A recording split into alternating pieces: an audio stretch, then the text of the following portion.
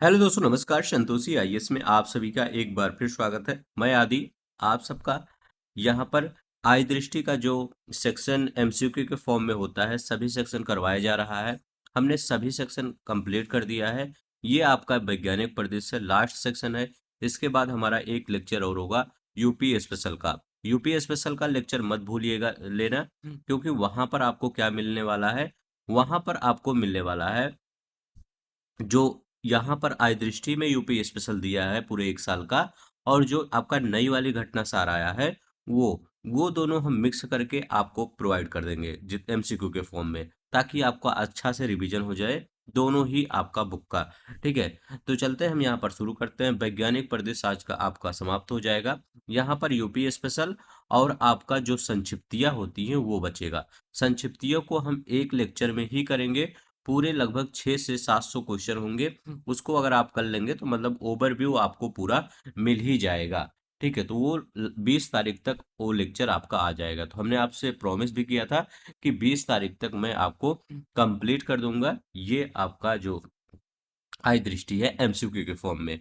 तो चलते हैं, हम शुरू करते हैं। लगभग आपका खत्म होने के मतलब नजदीक है। अब ये सब पीडीएफ आप अपने मोबाइल में डाउनलोड कर लीजिए, और इसको एक क्या कर सकते हैं, बार बार रिवीजन कर सकते हैं, क्योंकि बुक बार बार आप नहीं पढ़ सकते, लेकिन एमसीक्यू के फॉर्म में आप हर चीज को बार बार पढ़ सकते हैं।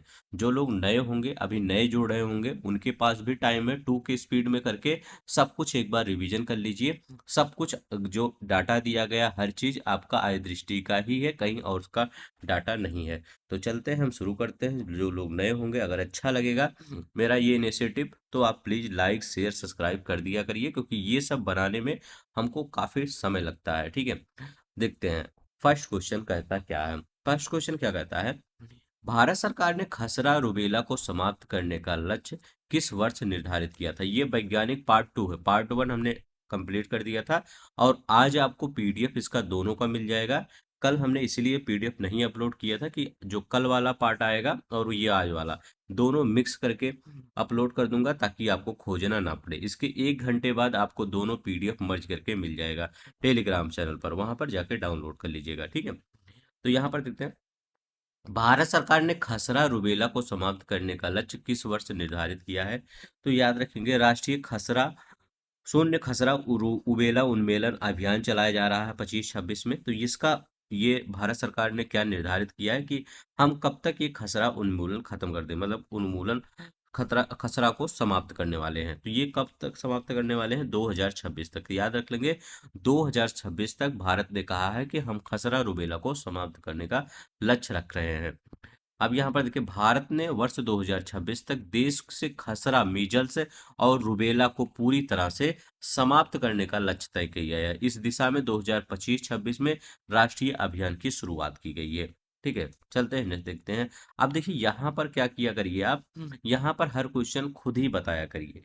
ठीक है, ताकि आपको ये पता चल सके कि हमारा आय दृष्टि कितना तैयार है। जहां से भी पढ़ के आए हैं आप, वहाँ बताइए कि कितना आपका तैयार हो रहा है।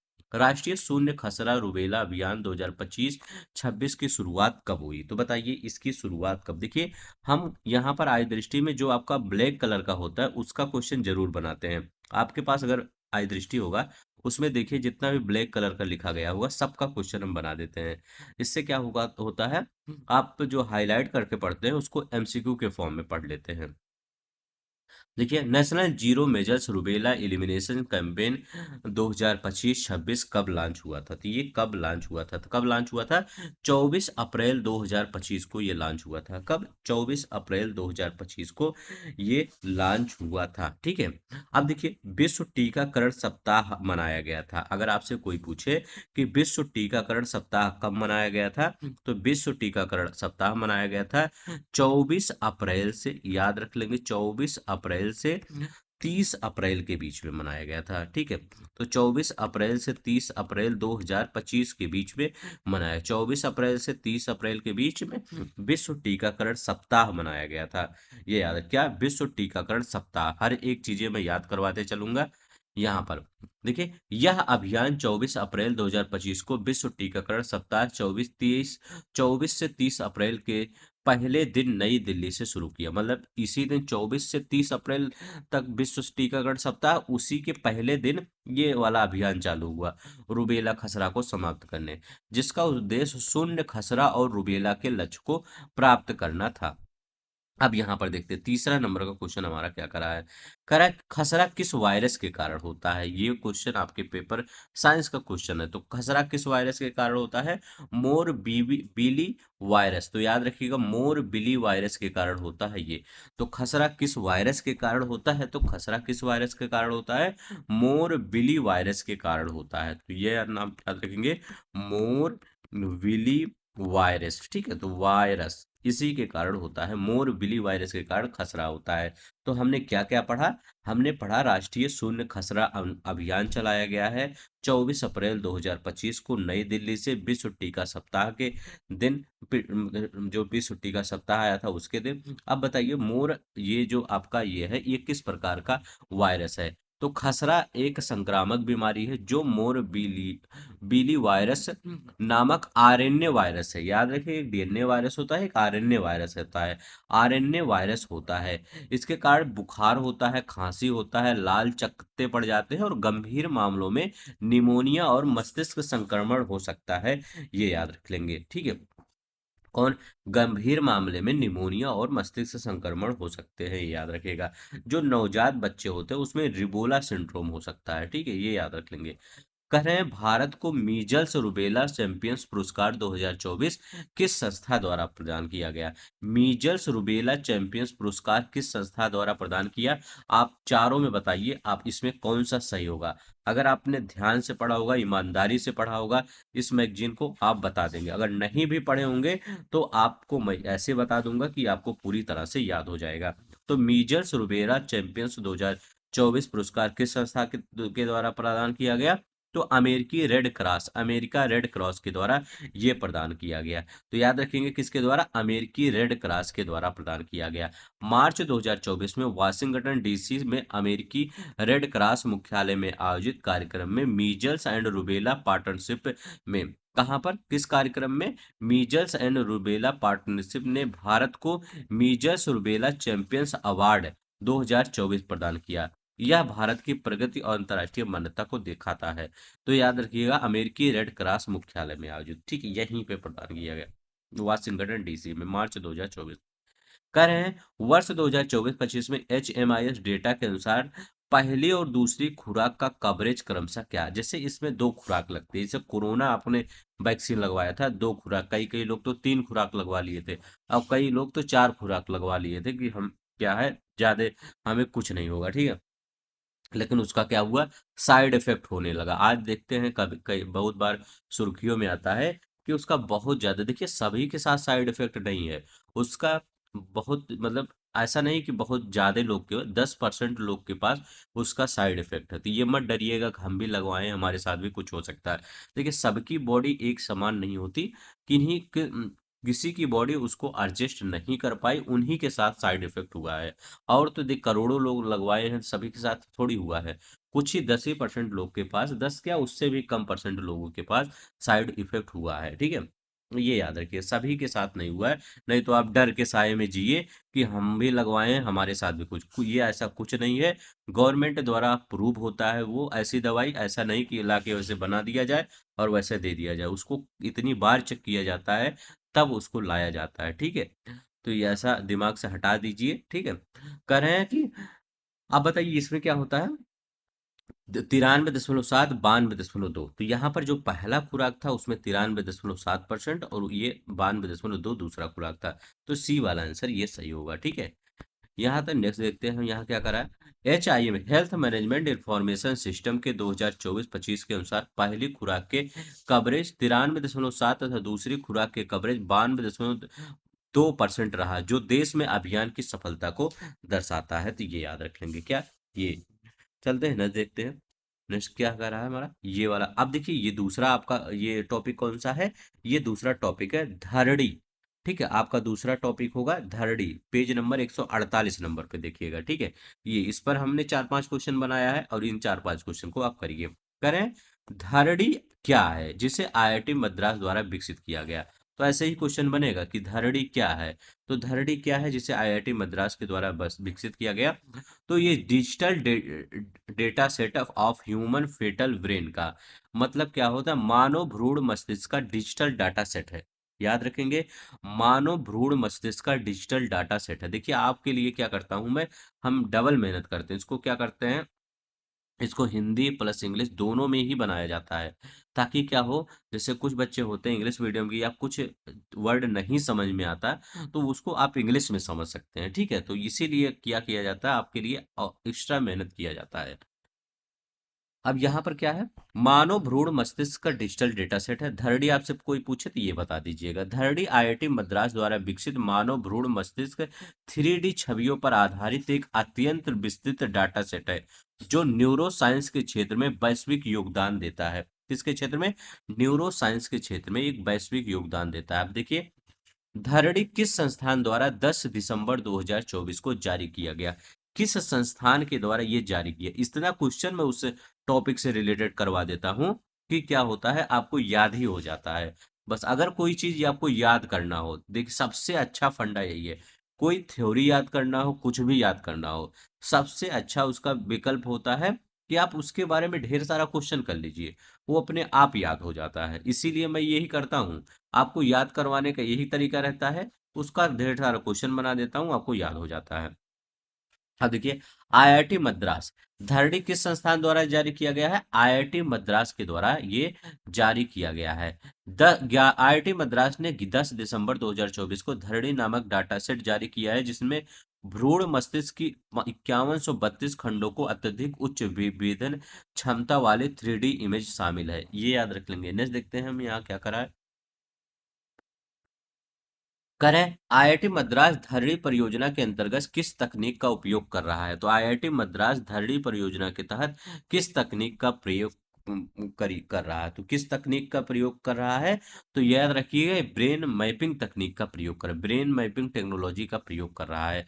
इस डाटा सेट के लिए आईआईटी मद्रास सुधा गोपाल कृष्णन मस्तिष्क केंद्र द्वारा, किसके केंद्र द्वारा, सुधा गोपाल कृष्णन मस्तिष्क केंद्र द्वारा। अब आप अपने बुक में देखेंगे, ये वर्ड सुधा बाल कृष्ण गोपाल कृष्णन मस्तिष्क केंद्र द्वारा, ये इंग्लिश में वो मतलब आपको ये ये ये ब्लैक कलर में लिखा गया है, मतलब बोल्ड कलर में ये लिखा गया है। और ये ब्रेन मैपिंग भी आपका बोल्ड कलर में। तो आपको पता होना चाहिए, जो भी मैं करवाता हूँ वो जो इंपॉर्टेंट चीजें होती हैं वो हर चीज करवा दिया जाता है।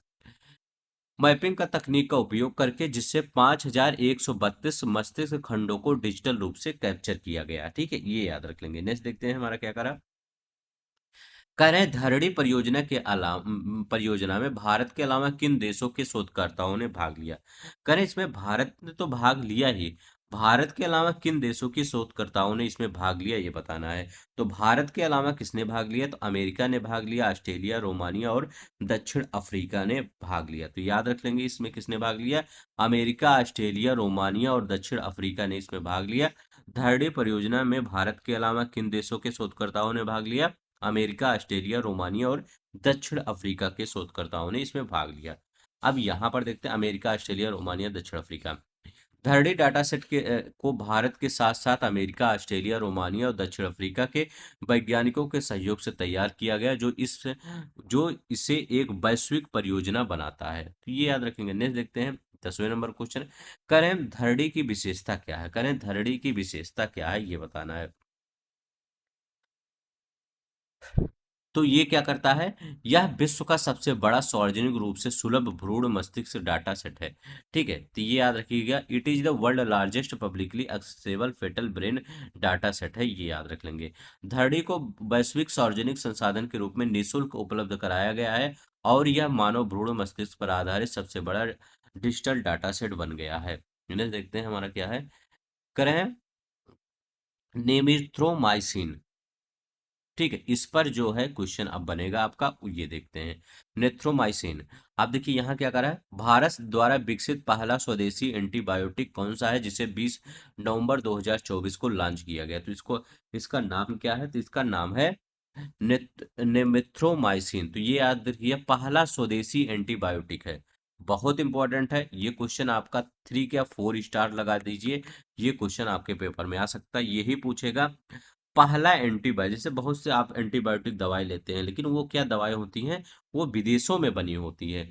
आपका अपना एंटीबायोटिक दवा कौन सा है, तो वो कौन सी दवा है, तो याद रख लें, उसका नाम है नेफ्रिथ्रोमाइसिन है। तो क्या उसका नाम है, नेफ्रिथोमाइसिन उसका नाम है, पहला एंटीबायोटिक, जिसे 20 नवंबर 2024 को लॉन्च किया गया। अब देखिए, नेफ्रिथोमाइसिन भारत में विकसित किया गया यह पहला स्वदेशी एंटीबायोटिक है, जिसे 20 नवंबर 2024 को लॉन्च किया गया। इसका उद्देश्य है दवा प्रतिरोधी संक्रमणों का मुकाबला करना है। अब देखिए यहाँ पर नेक्स्ट देखते हैं, नेथ्रोमाइसिन किस कंपनी द्वारा मिकनाफ ब्रांड नाम से लॉन्च किया गया। अब यही पूछा जाता है कौन सा है और किस कंपनी द्वारा लॉन्च किया गया है। तो ये क्या है, याद रख लेंगे इसका क्या, वाक हार्ट। नेफ्रोटोमाइसिन को फार्मा कंपनी वाक हार्ट मिकनाफ नाम से बाजार में उतारा गया है, वाक हार्ट द्वारा मिकनाफ ब्रांड नाम से। किस नाम से, मिकनाफ। तो अपना अगर आप जाएंगे कि हमें एक स्वदेशी क्या चाहिए, हमें एक स्वदेशी एंटीबायोटिक चाहिए, तो आप क्या बता मांगेंगे, कहेंगे मिकनॉफ दीजिए हमको, मिकनॉफ बाजार में पेश किया। यह एंटीबायोटिक रोगाणु रोगी प्रतिरोध एएमआर से निपटने में अत्यधिक प्रभावी है। 13 नंबर का हम क्वेश्चन देखते हैं क्या कर रहा है यहाँ। अब बताइए, किस संगठन ने सहयोग किया, नेफ्रोमाइसिन के विकास में किस संगठन ने सहयोग किया, बताना है। तो इसके विकास में किसने सहयोग किया है, तो ये किसने सहयोग किया है, तो ये याद रख लेंगे, BIRAC। नेफ्रोमाइसिन का विकास BIRC biotechnology industry research assistance counselling के सहयोग से किया गया है, जो जैव प्रौद्योगिकी विभाग और भारत सरकार के एक सार्वजनिक उपक्रम है। तो ये याद रखिएगा, इसी के द्वारा किया गया है। अब देखिए, नेफ्रोमाइसिन किस गंभीर रोग के उपचार में सहायक है, अब बता दे रहे हैं ये किस गंभीर रोग उपचार में ये सहायक है, ये बताना है। तो ये किस गंभीर रोग में, ये सामुदायिक अधिकृत जीवाणु निमोनिया इसमें है। ठीक है, ये याद रख लेंगे। इसमें क्या होता है, यह एंटीबायोटिक खासकर सामुदायिक अधिगृहित जीवाणु निमोनिया CAPV के इलाज के लिए प्रभावी है, जो दवा प्रतिरोधी बैक्टीरिया से होता है और विशेष रूप से कमजोर प्रतिरक्षा वाले लोगों को प्रभावित करता है। 15 नंबर कहते हैं, करें नेफ्रिटोमाइसिन किस वैश्विक विशेषता के कारण ऐतिहासिक उपलब्धि माना जाता है। नेफ्रिटोमाइसिन किस वैश्विक विशेषता के कारण, ठीक है, ऐतिहासिक उपलब्धि मानी जाती है, ये बताना है। मतलब कौन सी वैश्विक इसमें विशेषता है। ठीक है, तो ये याद रखेंगे, ये क्या है, पिछले 30 वर्षों में अपने वर्ग में विकसित यह पहला एंटीबायोटिक है। क्या है, पहला एंटीबायोटिक है।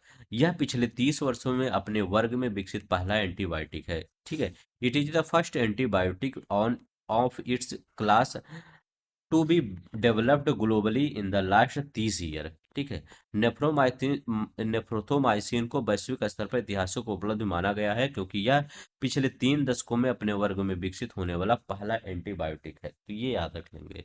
नेक्स्ट देखते हैं, कह रहे हैं नेफ्रोथोमाइसिन के नैदानिक परीक्षण किन देशों में किए गए। तो नेफ्रोथोमाइसिन के नैदानिक परीक्षण किन देशों में किए गए, ये बताना है।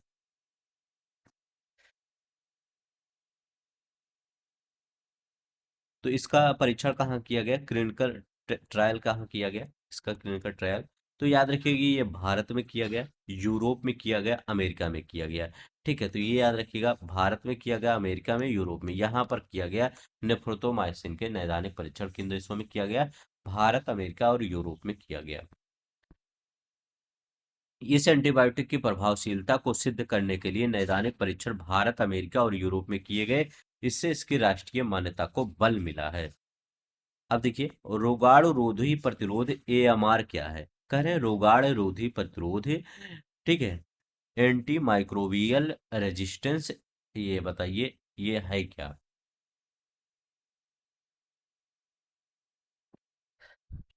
ये है क्या, तो ये याद रख लेंगे, ये जब रोगाणु रोगाणु रोधी दवाओं की प्रतिक्रिया देना बंद कर दे। ठीक है, ये होता है। AMR वह स्थिति होती है जब बैक्टीरिया, वायरस, फंगस, परजीवी, रोगाणु रोगाणुरोधी दवाओं जैसे एंटीबायोटिक, एंटीवायरल आदि से अप्रभावित हो जाते हैं, जिससे संक्रमणों का इलाज करना कठिन होता है। तो जब भी आपसे कोई पूछे कि AMR है क्या, तो AMR है क्या, तो आप बताएंगे AMR वह है जब क्या होता है, जब कोई बीमारी हो जाता है, चाहे वो वायरस वाली बीमारी हो, चाहे बैक्टीरिया वाली बीमारी हो। आप जाइए, हमारा जो बायोलॉजी सेक्शन है उसमें बढ़िया से मैंने करवाया है, एक एक फिगर लगा के करवा दिया है। आप यह वहां पर जाके चेक करिए, देखिए कितने अच्छे से हर चीज, विटामिन, रोग, ये सब करवाया गया है। ठीक है, वो भी हैंड रिटन नोट्स में, घटना चक्र का हैंड रिटन नोट्स मिलता है फ्री ऑफ कॉस्ट, और एक बार जाके उस पर विजिट करके जरूर देखिए। करें, बैक्टीरिया हुआ, वायरस हुआ, फंगस हुआ, परजीवी, इस सब से जो रोग हो जाता है उस पर वो काम करना बंद हो जाता है, उसको कोई AMR कहते हैं, ये याद रखेंगे। आप करिए, ग्लोबल टीवी पर जो ये है आधारित MCQ, इस पे देखें हैं। वैश्विक तपेदिक रिपोर्ट 2024 के अनुसार वर्ष 2023 में टीबी के कारण अनुमानित कितनी मृत्यु हुई है। करें, 2023 में टीबी के कारण लोग कितनी मृत्यु हुई है ये बताना है। तो ये टीबी वाला अभी रिपोर्ट जो आया है, इसमें सब कुछ बताना है आपको। तो टीबी के कारण अभी कितनी मृत्यु हो गया है, तो 1.24 मिलियन, 25 मिलियन, याद रखिएगा। वर्ष 2023 में अनुमान था 1.25 मिलियन लोगों की मृत्यु तपेदिक के कारण होती है। तपेदिक मतलब टीबी के कारण होती है, जिससे यह विश्व में संक्रामक रोगों के कारण होने वाली मृत्यु में सबसे बड़ा कारण बन गया है। कोविड 19 को पीछे छोड़ दिए हुए हैं। सब कोविड 19 को क्या करते हैं, उसको बदनाम करते हैं कि कोविड 19 से इतने लोगों की मृत्यु हो गई है। लेकिन यहाँ पर देख सकते हैं किससे, टीबी से। याद रखिएगा, टीबी से क्या कर सकते, देखिए कितने लोग की मृत्यु हो गई है, याद रखेंगे उससे। ठीक है, चलते हैं ना, 1.25 मिलियन 2023। वैश्विक टीबी बोझ का 56% हिस्सा निम्न में से किन 5 देशों से संबंधित। मतलब 56% लोग, मान लीजिए 100% हैं, इसमें 56% लोग क्या है, यहीं पर टीबी से ज्यादा लोग संक्रमित हैं। तो वो कौन सा ऐसे देश है जहां पर 56% लोग यहीं से संक्रमित हैं। तो पहले नंबर पे वहां यहाँ पर कौन सा आता है, तो पहले नंबर पे अपना भारत आता है।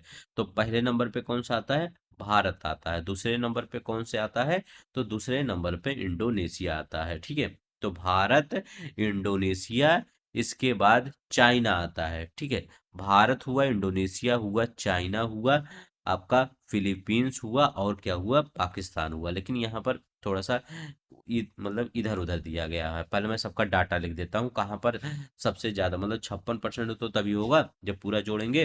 तो यहाँ पर देखिए, भारत का कितना है, तो भारत का कितना है, 26%। याद रखिए, भारत में 26% टीबी बर्डन है। ठीक है, भारत में 26% क्या है, टीबी का बोझ है। इसके बाद इंडोनेशिया में याद रख लेंगे, इंडोनेशिया में कितना है, इंडोनेशिया में, तो इंडोनेशिया में कितना है, तो इंडोनेशिया में याद रख लेंगे, इंडोनेशिया में आपका यहाँ पड़ जाता है, हाँ, इंडोनेशिया, इंडोनेशिया में पड़ जाता है 10%। ठीक है, तो क्या इतना 36 हो गया। इसके बाद इंडोनेशिया के बाद कहाँ पे आता है, चाइना में आता है। तो चाइना में आता है, तो चाइना में कितना हो जाता है, 6.8%। चाइना के बाद कौन सा आता है, फिलीपींस में, तो याद रखेंगे फिलीपींस में। ठीक है, फिलीपींस में आता है, तो फिलीपींस में कितना आ जाता है, तो फिलीपींस में 6.8%। इसके बाद कहाँ से आता है, पाकिस्तान में। पाकिस्तान में कितना आ जाता है, तो पाकिस्तान में याद रखेंगे आ जाता है 6.3%। तो ये देखिए, चाइना में और फिलीपींस में दोनों में सेम है, चाइना में और फिलीपींस में दोनों में सेम है। और भारत में दो 26% है, इंडोनेशिया में 10% है, चाइना में 6.8%, फिलीपींस में 6.8% है, पाकिस्तान में 6.3%। ये इतने, ये क्या है, ये 56% योगदान दे रहे हैं टीवी में। तो भारत हुआ, पाकिस्तान हुआ, इंडोनेशिया हुआ, चीन हुआ, फिलीपींस हुआ, इन 5 देशों में सबसे ज्यादा टीबी से लोग हैं। ठीक है, तो ये याद रख लेंगे। ये देखिए, वर्ष 2023 में वैश्विक तपेदिक बोझ 56% केवल 5 देशों में है। भारत में कितना है, 26%, इंडोनेशिया में 10%, चाइना में 6.8%, फिलीपींस में 6.8%, पाकिस्तान में 6.3%। यह आंकड़ा टीबी की उच्च सांद्रता वाले क्षेत्रों की ओर इशारा करता है। तो ये याद रख लेंगे, कहाँ पर, भारत, इंडोनेशिया, चीन, फिलीपींस। ये मेंस में भी आप कोर्स कर सकते हैं। करें, भारत सरकार ने तपेदिक उन्मूलन का लक्ष्य किस वर्ष निर्धारित किया है। करें, जो टीबी उन्मूलन का लक्ष्य है, भारत ने किस वर्ष तक निर्धारित किया है? तो भारत ने ये टीबी उन्मूलन का लक्ष्य कब तक निर्धारित किया है? बहुत ही अच्छा है। अभी हमने खसरा पूछा था, खसरा जो रुबेला खसरा को उन्मूलन का लक्ष्य कितना था? 2026 तक था। और जो अगर तपेदिक पूछे कि भारत सरकार ने तपेदिक को समाप्त करने का जो लक्ष्य है किस वर्ष रखा गया है, तो वो 2025 तक रखा गया है। कब रखा गया है? 2025 तक भारत ने कह रहा है। कि भारत मतलब 2025 तक भारत ने लक्ष्य रखा है, ठीक है। और वैश्विक उन्मूलन का लक्ष्य कितना है? 2030 तक। कह रहे हैं देखिए, भारत सरकार ने टीबी के वर्ष को 2025 तक समाप्त करने का लक्ष्य किया है, जो कि विश्व स्वास्थ्य संगठन ने वैश्विक लक्ष्य 2030, तो भारत ने 2025 तक किया है और विश्व डब्ल्यूएचओ ने कहा है 2030 तक। अब देखिए, आपको लगता है कि 2025 तक समाप्त होगा? नहीं लगता है, क्योंकि 2025 चल ही रहा, कहाँ से समाप्त होगा? 5 वर्ष पहले का लक्ष्य है इससे। ठीक है, यह भारत की आक्रामक टीबी नीति और प्रधानमंत्री टीबी मुक्त भारत अभियान को प्रतिबद्धता को दर्शाता है। तो प्रधानमंत्री टीबी मुक्त भारत अभियान भी चलाया गया है। ये किस इसका शुभारंभ देखिए क्या हुआ था। प्रधानमंत्री टीबी मुक्त जो भारत अभियान है, इसका शुभारंभ किसने किया था? तो इसका शुभारंभ भारत की राष्ट्रपति द्रौपदी मुर्मू ने किया था। कब किया था? 9 दिसंबर 2022 को भारत की राष्ट्रपति द्रौपदी मुर्मू ने प्रधानमंत्री टीबी मुक्त भारत अभियान का शुभारंभ किया। ये भी एक आपका क्वेश्चन बन सकता है। तो प्रधानमंत्री टीबी मुक्त भारत का अभियान का शुभारंभ किसने किया? राष्ट्रपति जी ने किया है, ठीक है, ये याद रखेंगे। नेक्स्ट देखते हैं हमारा क्या कर रहा है। हमारा 2025 है, वहां का 2030 है, ये याद रखेंगे। कर भारत किस वर्ष तक जन स्वास्थ्य समस्या के रूप में ट्रिकोमा से मुक्त घोषित किया गया है? अब यहाँ बताना है, ठीक है। किस वर्ष तक ट्रिकोमा से मुक्त घोषित किया गया है? ट्रिकोमा से मुक्त घोषित किया गया है, ये बताना है। तो ये कब तक? 2024, 8 अक्टूबर 2024 को डब्ल्यूएचओ ने घोषणा की भारत ने जन स्वास्थ्य समस्या के रूप में ट्रिकोमा को सफलतापूर्वक उन्मूलन कर लिया। मतलब हमने क्या किया है? ट्रिकोमा का सफलतापूर्वक उन्मूलन कर लिया है। यह उपलब्धि भारत की स्वास्थ्य नीति आंखों की देखभाल कार्यक्रमों में सफलता दिखाता है। तो ये आंखों की बीमारी है ट्रिकोमा। डब्ल्यूएचओ दक्षिण पूर्व एशिया क्षेत्र में भारत ट्रिकोमा से मुक्त पाने वाला कौन सा देश बन गया है? डब्ल्यूएचओ दक्षिण पूर्व एशिया क्षेत्र में, याद रखेंगे, डब्ल्यूएचओ दक्षिण पूर्व एशिया क्षेत्र में भारत ट्रिकोमा से मुक्त पाने वाला कौन सा देश बन गया है? तो ये कौन सा देश बना? तीसरा। भारत से पहले नेपाल ने म्यांमार ने ट्रिकोमा को जन स्वास्थ्य समस्या के रूप में समाप्त कर चुके हैं। भारत के पहले कौन कौन लोग समाप्त कर चुके हैं? तो भारत से पहले नेपाल ने समाप्त कर दिया है। इससे पहले हमसे पहले म्यांमार ने समाप्त किया है। तो याद रखेंगे, नेपाल और म्यांमार ने, इन दोनों कंट्रियों ने समाप्त कर दिया है। पहले नंबर पे ये और दूसरे नंबर पे ये।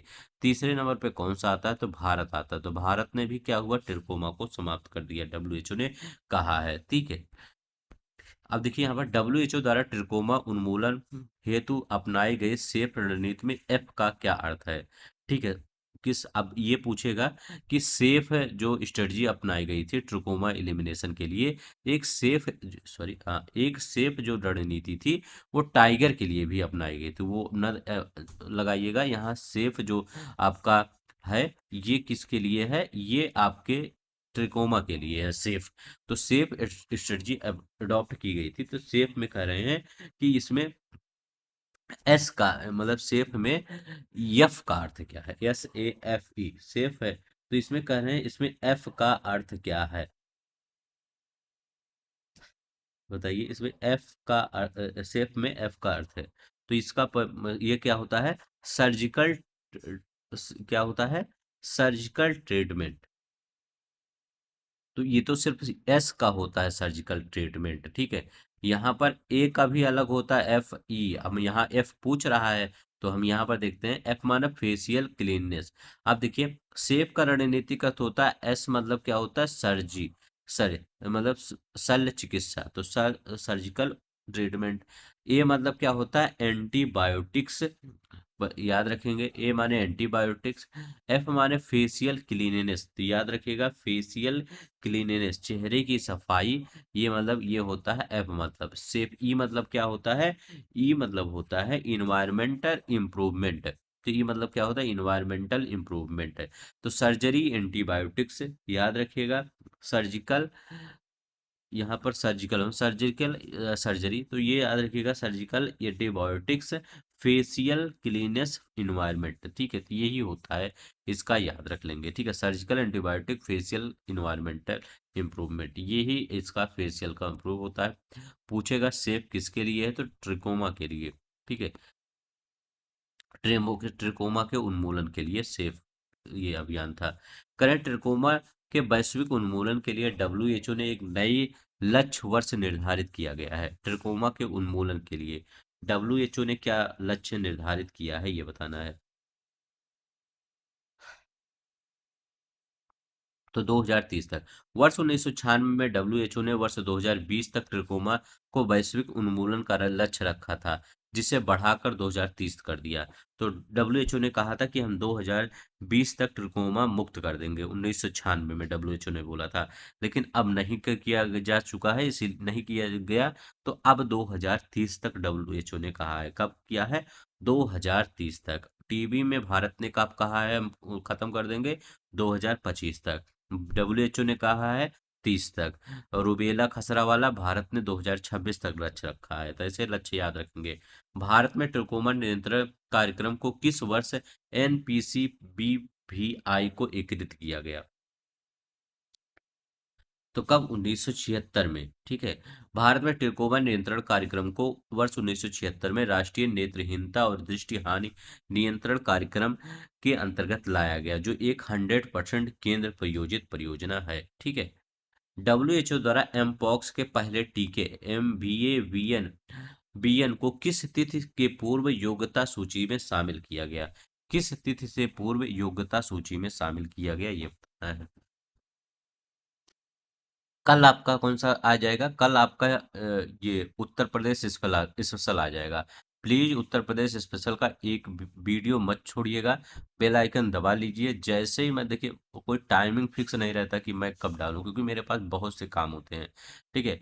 तो इसीलिए आपको बेल आइकन दबा लीजिए, जैसे ही मैं आपको वीडियो डालूं वैसे ही आपको मिल जाए, ठीक है, उसका नोटिफिकेशन आ जाए, क्योंकि उसमें बहुत से इंपॉर्टेंट क्वेश्चन होंगे, सब एक्सप्लेनेशन के तो तहत, जैसे यहाँ पे एक्सप्लेनेशन ऐसे होगा, और दोनों का होगा, आपका घटना सार का होगा, आय दृष्टि का होगा, एक में भी मर्ज करके मिल जाएगा, ताकि आपको रिवीजन करने में आसानी हो, और पूरा याद भी करवा दूंगा मैं, ओके, ठीक है। अब यहाँ पर देखिए, डब्ल्यूएचओ द्वारा एमपॉक्स के पहले टीके एमबीए बीएन की स्थिति को शामिल किया गया, तो ये कब है, यहाँ 13 सितंबर 2024 को डब्ल्यूएचओ ने एमबीए बीएन के टीकों को एमपॉक्स से निपटने हेतु अपनी पूर्व योग्यता सूची में शामिल किया गया। यह वैश्विक उपयोग के लिए डब्ल्यूएचओ द्वारा प्रमाणित एमपॉक्स का पहला टीका बना है, ये याद रखेंगे। अच्छा, आप सब ये बताइएगा कि मैं कोई माइक वाइक लगा के यहाँ पर वीडियो नहीं बनाता हूँ, आवाज़ आपको सही आती है कि नहीं, मैं एकदम सिर्फ ऐसे ही मोबाइल रखता हूँ, ये लैपटॉप रखता हूँ, उसी पे बना देता हूँ, ठीक है। तो क्या आपको आवाज़ साफ आती है कि नहीं, नहीं तो आपको आवाज़ साफ नहीं, आप सब कुछ भी हो तो कमेंट कर दिया करिए, ठीक है। क्या है, एमबीए बीएन टीका किस कंपनी द्वारा विकसित किया गया है, एमबीए बीएन टीका किस कंपनी के द्वारा विकसित किया गया है, एमबीए वीएन टीका किस कंपनी के द्वारा विकसित किया गया है,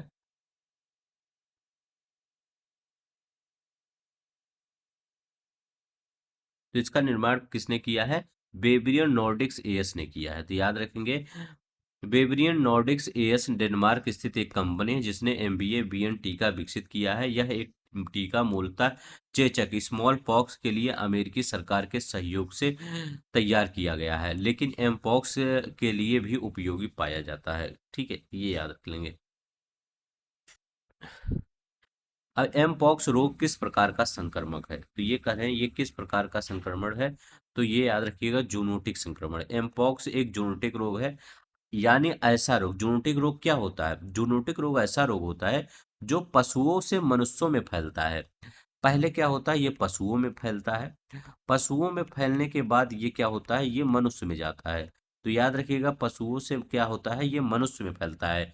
यह monkey pox virus pox virus से होता है, जिसकी पहचान सर्वप्रथम 1958 में बंदरों से हुई थी।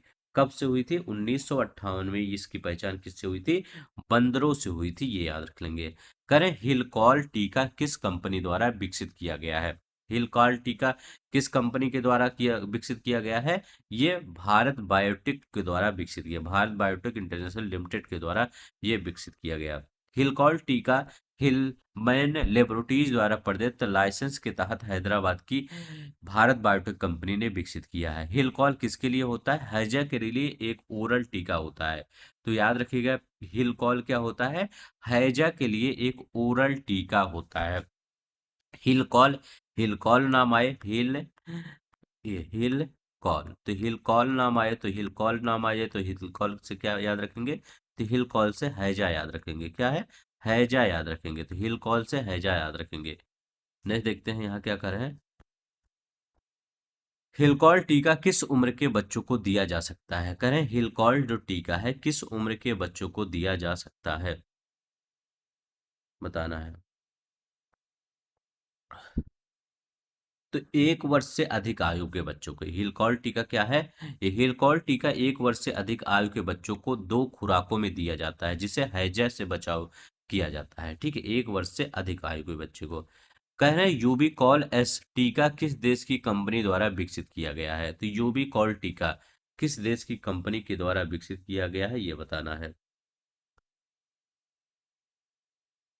किसके द्वारा ये विकसित है? ये दक्षिण कोरिया की कंपनी के द्वारा विकसित किया, साउथ कोरिया। याद रखेंगे। यूबिकॉल एस्टिका दक्षिण कोरिया स्थित यू बॉलोजिकल को डॉट लिमिटेड द्वारा विकसित किया गया है। इसे डब्ल्यूएचए ने अप्रैल 2024 में अपनी पूर्व योग्यता सूची में शामिल किया है। यह हैजा के विरुद्ध एक निष्क्रिय ओरल टीका है। यह हैजा के विरुद्ध एक निष्क्रिय ओरल टीका है यूबिकॉल। तो अभी हमने क्या पढ़ा था? अभी हमने पढ़ा था हिल कॉल, हिल कॉल पढ़ा था, हैजा का टीका है। यूबी कॉल पढ़ा था, हैजा का टीका है। तो ये दोनों याद रखिएगा, हिल कॉल, हैजा और यूबी कॉल। कह रहे हैं R21 मैट्रिक्स एम टीका किस देश के नियमित टीकाकरण कार्यक्रम में सबसे पहले शामिल किया गया? R21 मैट्रिक्स एम टीका किस देश के नियमित टीकाकरण कार्यक्रम में सबसे पहले शामिल किया गया? ये किस शामिल किया गया? तो कोट डी आइवर 15 जुलाई 2024 को कोटे डी आइवर विश्व का पहला देश बना है जिसने अपने नियमित टीकाकरण कार्यक्रम में R21 मैट्रिक्स एम टीका शामिल किया है।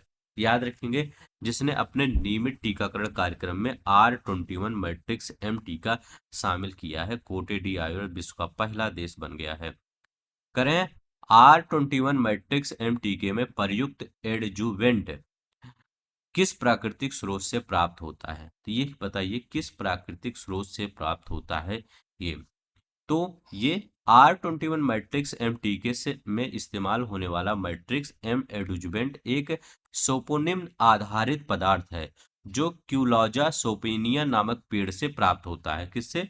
क्यूलोजा सोपेनिया नामक पेड़ से प्राप्त होता है। यह एडजुवेंट टीके की प्रतिरक्षा प्रक्रिया को बढ़ाता है। ने देखते हैं। करें, आईएनएस अड़ाला। अब आइए आपका रक्षा विज्ञान, मतलब जो आपका रक्षा से संबंधित क्वेश्चन होंगे, मतलब ये डिफेंस है, इससे देखते हैं कौन कौन से क्वेश्चन बनते हैं। करें, आईएनएस अड़ाला का निर्माण किस कंपनी द्वारा किया गया है? तो आईएनएस अड़ाला का निर्माण किस कंपनी के द्वारा किया गया है? तो आईएनएस अड़ाला का निर्माण किया गया है garden reach ship builders and engineers limited के द्वारा इसका किया गया है।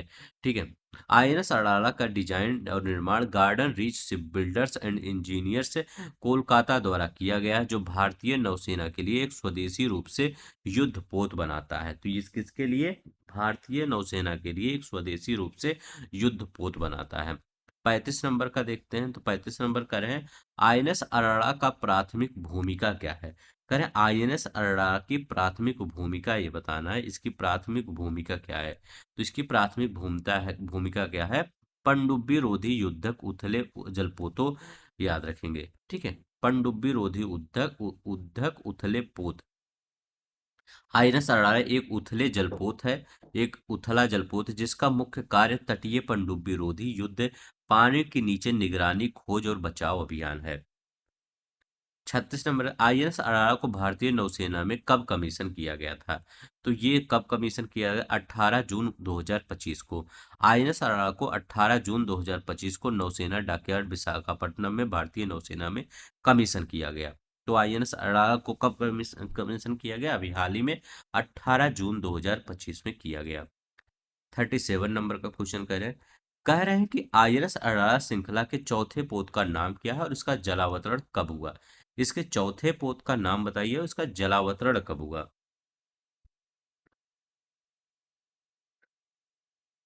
तो इसके चौथे पोत का देखिए, आईएनएस अमीनी 16 नवंबर 2023 को इसका जलावतरण हुआ। तो आईएनएस अमीनी जो होता है और 16 नवंबर 2023 को, ठीक है। आईएनएस अरड़ा श्रृंखला के चौथे पोत का नाम है आईएनएस अमीनी, जिसका जलावतरण 16 नवंबर 2023 को किया गया। इसका नाम लक्षद्वीप के अमीनी द्वीप के रणनीतिक समुद्री महत्व को दर्शाता है। हाइब्रिड बोटोल यूएवी रुद्रास्त्र का विकास किस कंपनी के द्वारा किया गया? तो बताइए, इसको किस कंपनी के द्वारा किया गया इसका विकास?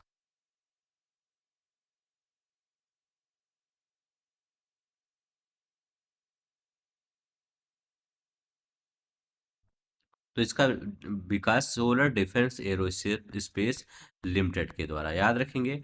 रुद्रास यूएवी को स्वदेशी रूप से Solar Defence and Aerospace Limited SDAL ने विकसित किया है। यह एक हाइब्रिड V2 ओवर ड्रोन है जो हेलीकॉप्टर और विमान दोनों की क्षमताएं रखता है। तो याद रख लेंगे, यह किसकी क्षमताएं रखता है? हेलीकॉप्टर और विमान दोनों की ये क्षमताएं रखता है। रुद्रास यूएवी की उड़ान क्षमता और रेंज क्या है? कह रहे हैं रुद्रास यूएवी और उड़ान क्षमता का रेंज क्या है, ये बताना है आपको।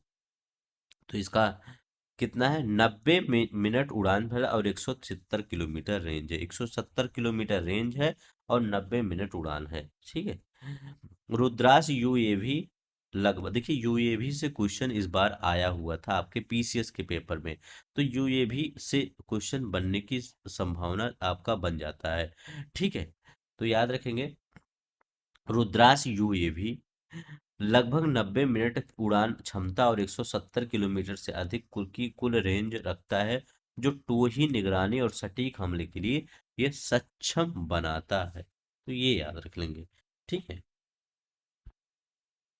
करें स्ट्रेथ फ्रिगेट तवस्या नामकरण किसके नाम पर किया गया? ठीक है, स्ट्रेथ फ्रिगेट तवस्या का नामकरण किसके नाम पर किया गया है, ये बताना है।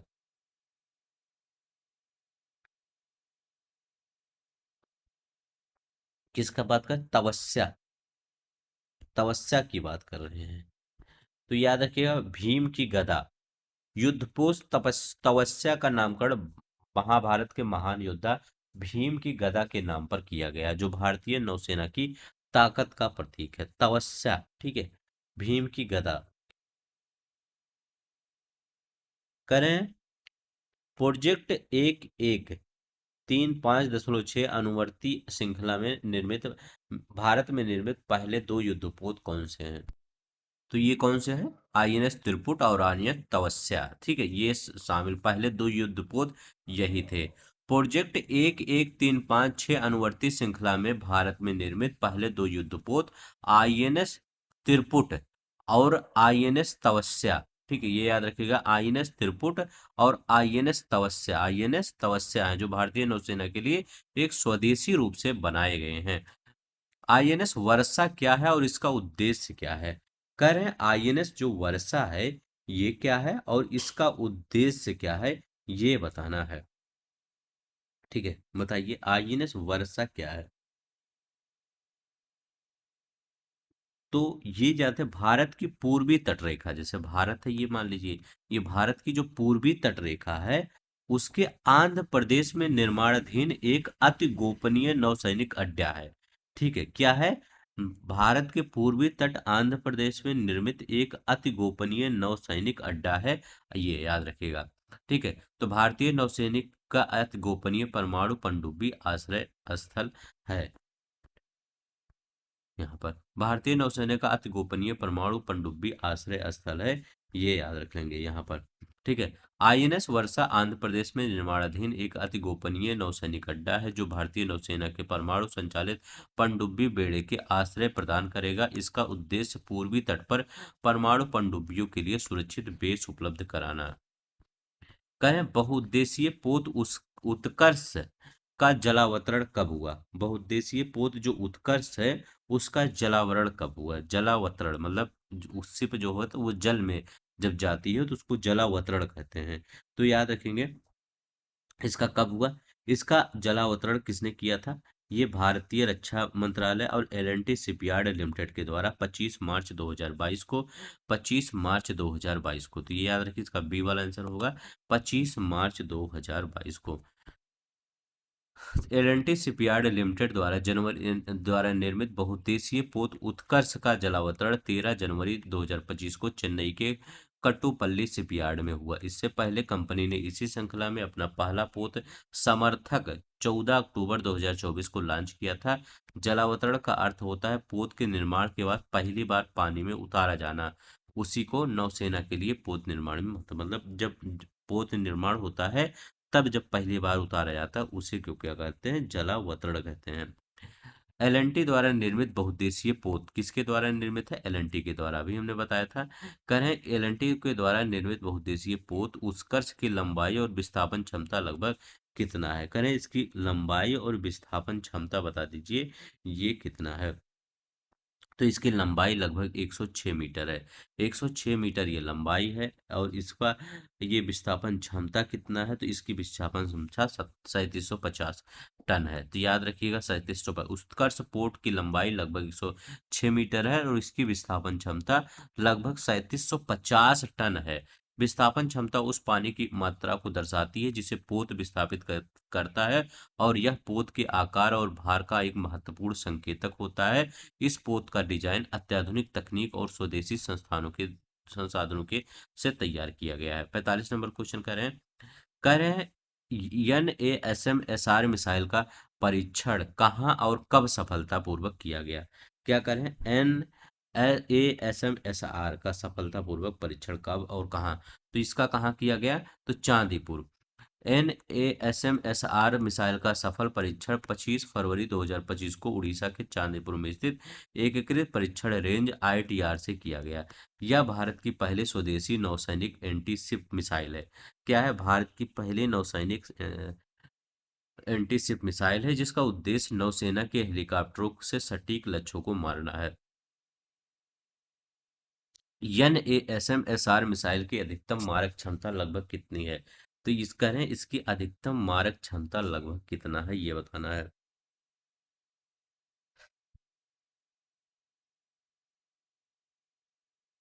NASM मिसाइल की अधिकतम मारक क्षमता बताना है इसका कितना है इस मिसाइल की। ठीक है। तो अधिकतम मारक क्षमता कितनी है? तो इसकी अधिकतम मारक क्षमता है 55 किलोमीटर। तो इसकी अधिकतम मारक क्षमता याद रख लेंगे कितना है? 55 किलोमीटर है। ठीक है। स्वदेशी नौसैनिक एंटी एंटी शिप मिसाइल है, शॉर्ट रेंज। ठीक है, ये याद रख लेंगे। NASM-SR मिसाइल अधिकतम मारक क्षमता 55 किलोमीटर है। यह सबसोनिक गति मैक 08 के करीब है और लक्ष्य तक पहुंचती है। मतलब लक्ष्य तक तो पहुंच ही जाती है। उड़ान के दौरान यह पुनर्निर्धारण की क्षमता रखती है जिससे यह अत्यंत प्रभावी और सटीक साबित होती है। याद रखेंगे। नेक्स्ट देखते हैं हमारा क्या कह रहा है 47 नंबर। कह रहा है प्रोजेक्ट 75 स्कॉर्पियन परियोजना की छठी पनडुब्बी का नाम क्या है? प्रोजेक्ट 75 स्कॉर्पियन परियोजना की छठी पनडुब्बी का नाम बताना है। तो इसकी छठी पनडुब्बी का नाम बताना है क्या है?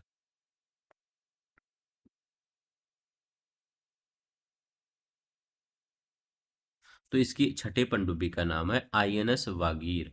ठीक, INS वागसीर प्रोजेक्ट 75 स्कॉर्पियन की परियोजना की छठी पनडुब्बी है और अंतिम पनडुब्बी है। तो याद रख लेंगे, बहुत ही इंपॉर्टेंट है ये। ठीक है, INS वागसीर ये छठी और अंतिम पनडुब्बी है। इसका निर्माण फ्रांस के नेवल ग्रुप के सहयोग से मझगांव डॉक शिपयार्ड लिमिटेड द्वारा किया गया। यह पनडुब्बी नौसेना की निगरानी, टोही और आक्रमण क्षमताओं में महत्वपूर्ण भूमिका निभाता है। ठीक है, तो ये क्या है? ये छठी वागसीर क्या है? ये छठी है। अगर मैं पूछूं कि आगे के पांच और कौन है, मान लीजिए आप तो वागसीर बता दिए, ये पांचवी छठी है और अंतिम है। आगे के पांच अन्य कौन से हैं? तो आगे के पांच अन्य कौन कौन से, इसको हम एक बार देख लेते हैं। तो इसमें आग पहला कौन सा था? ये पांच देखिए, प्रोजेक्ट 75 के तहत P75 नाम दिया गया था। इसके तहत छह पनडुब्बियां बनाने का लक्ष्य था। तो छठे तो आईएनएस वागसीर जो अभी हमने यहाँ पर बताया है। पहला वाला क्या था? आईएनएस कलवरी। तो ये याद रखिएगा, आईएनएस कलवरी, ठीक है, तो ये याद रखिएगा, आईएनएस कलवरी ये था। दूसरे नंबर पर क्या था? तो दूसरे नंबर पर था आईएनएस खंदेरी। खंदेरी याद रखिएगा, जिसको क्या बोलते हैं? आईएनएस, इसको खंदेरी बोला जाता है, खंदेरी, खंदेरी, ठीक है, इसको आईएनएस खंदेरी बोला जाता है। इसके बाद आईएनएस करंज, तीसरे नाम का क्या था? आईएनएस करंज। तो ये याद रखिएगा, आईएनएस करंज। चौथे नंबर पे क्या था? तो चौथे नंबर पे था आईएनएस वेला। तो आईएनएस वेला ये चौथे नंबर पे था, ठीक है। पांचवें नंबर पे कौन था? तो पांचवें नंबर पे था आईएनएस वागीर। तो आईएनएस वागीर था, ये याद रखिएगा, वागीर, ठीक है। तो INS Kalvari, INS Khanderi, INS Karanj, ये याद रखिए कौन सा था? INS Karanj, Karanj, INS Karanj, INS Bela, INS Vagir, ये आपका थे पांच पनडुब्बी, ठीक है। और छठवां कौन सा था? आईएनएस वागसीर, कलवरी, खंदेरी, करंज। कलवरी तीन, देखिए तीन के है, K3, याद रख, K3 फोन नहीं आता, K2 फोन आता है, ओप्पो K2, K3 ये फोन आता है, ठीक है। तो K3 फोन होता है। और वेला, वागीर, K3, वेला, वागीर और वागसीर, तो V3, K3 V3, ये याद रखिए, K3, K3 और V3, K3 और V3, ठीक है। तो ये याद रखिएगा हमेशा, K3 और V3 है क्या? तो K3 मतलब क्या होता है? कलवरी, खंदेरी और करंज, कलवरी, खंदेरी, करंज। और V3 याद रखिएगा, वेला, वागीर और क्या होगा? एक वागसीर, वेला, वागीर और वागसीर। आईएनएस तुसिल को कब और कहाँ भारतीय नौसेना में शामिल किया गया? कह रहे हैं जो आईएनएस तुसिल होता है, इसको कब और कहाँ पर भारतीय सेना में शामिल किया गया? तो 9 दिसंबर को, 9 दिसंबर कहीं है, ए वाले में आया, ठीक है, 9 दिसंबर 2024 को इसको शामिल किया गया। ये वाला नंबर सही सही होगा। आईएनएस तुसिल को 9 दिसंबर 2024 को रूस के कालिनग्राद स्थित यानतार शिपयार्ड के में केंद्रीय रक्षा मंत्री राजनाथ सिंह की उपस्थिति में भारतीय नौसेना में शामिल किया गया। यह पोत पश्चिमी बेड़े में तैनात किया जाएगा। आईएनएस तुसिल की मुख्य विशेषताओं में से कौन सी बात सही नहीं है? करें, आईएनएस तुसिल की मुख्य विशेषताओं में से कौन सी बात सही नहीं है, ये बताना है। यह भारतीय नौसेना बेड़, डी वाला आपका सही नहीं है, कौन सही है ये भी देख लीजिए। यह एक बहुउद्देशीय रडार छिपाने वाला फ्रिगेट है। यह गैस टरबाइन प्ररोधक प्रणालियों द्वारा संचालित है। इसकी अधिकतम गति लगभग 30 नॉट्स है, ठीक है। यह भारतीय नौसेना के पूर्वी बेड़े में तैनात है। नहीं, ये भारतीय नौसेना के पूर्वी बेड़े में नहीं तैनात है, ये पश्चिमी कमान में है, याद रखिएगा। आईएनएस तुसिल भारतीय नौसेना के पश्चिमी बेड़े में वेस्टर्न फ्लीट में तैनात किया गया है, जो स्वार्ड आर्म के नाम से जाना जाता है। यह एक उन्नत बहुउद्देशीय स्टेल्थ फ्रिगेट है जो गैस टरबाइन प्रणाली द्वारा संचालित होता है, लगभग 30 नॉट की गति से चल सकता है। तो ये याद रख लेंगे। 100 मतलब 50 नंबर का क्वेश्चन देखते हैं। 50 नंबर का प्रोजेक्ट 1135 के तहत आईएनएस तुसिल किस संस्था का फ्रिगेट है और किस श्रृंखला फ्रिगेट का उन्नत संस्करण है? तो ये किसका? ये है किरवाक श्रेणी का, ठीक है, सातवां प्रोत किरवाक श्रेणी का है ये, याद रखेंगे, ठीक है। प्रोजेक्ट 1135 के तहत निर्मित फ्रिगेट रूस के तटरक्षक बल द्वारा प्रयुक्त किरवाक श्रेणी, किसके द्वारा? ये रूस का तटरक्षक बल होता है, उसी के द्वारा ये किरवाक श्रेणी के फ्रिगेट का उत्तम उत्तम संस्करण है, ठीक है, उत्तम संस्करण है, याद रखिएगा। कौन सा? इस श्रृंखला के निर्माण में 6 पोत 1999 से 2023 के मध्य रूस के बाल्टिक रूस यानदार शिपयार्ड में बने थे और वह भी अभी नौसेना में सक्रिय हैं। आईएनएस तुसिल इस श्रृंखला का 7वां पोत है जो भारत में निर्मित नवीनतम फ्रिगेट है। अब यहाँ पर देखते हैं, करें के 4 मिसाइल का प्रक्षेपण किस प्रकार के प्लेटफॉर्म से किया गया था। करें के 4 जो मिसाइल है इसका प्रक्षेपण है, ये के 4 एक बैलिस्टिक मिसाइल है। ठीक है, ये भी याद रखेंगे किस प्रकार का मिसाइल है, बैलिस्टिक मिसाइल है। करें किस प्रकार के प्लेटफॉर्म से इसका परीक्षण किया गया था। तो ये पनडुब्बी, ठीक है, पनडुब्बी से। के 4 एक पनडुब्बी से दागी जाने वाले बैलिस्टिक मिसाइल है। इसका 28 नवंबर 2024 को परीक्षण आईएनएस आरिघात नाभिकीय पनडुब्बी से किया गया था। किससे किया गया था? आईएनएस आरिघात नामक एक नाभिकीय पनडुब्बी था, इसी से किया गया था। यह पहली बार था जब भारत ने किसी पनडुब्बी को एसएलबीएम का परीक्षण किया, जिससे भारत की परमाणु त्रिशस्त्रीय न्यूक्लियर ट्रायड को मजबूत हुई है। तो पहली बार था, के 4 के बारे में याद रखिएगा।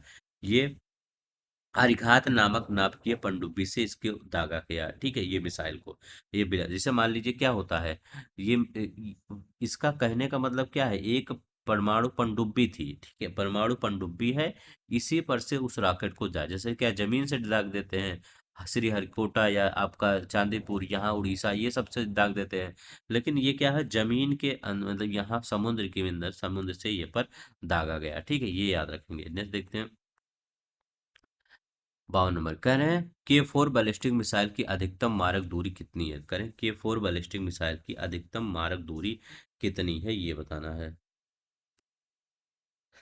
तो इसकी 3500 किलोमीटर, 3500 किलोमीटर के 4 बैलिस्टिक मिसाइल की अधिकतम मारक दूरी कितनी है, 3500 किलोमीटर। के 4 मिसाइल एक नाभिकीय क्षमता युक्त बैलिस्टिक मिसाइल है जो लगभग 3500 किलोमीटर दूर तक लक्ष्य भेज सकती है।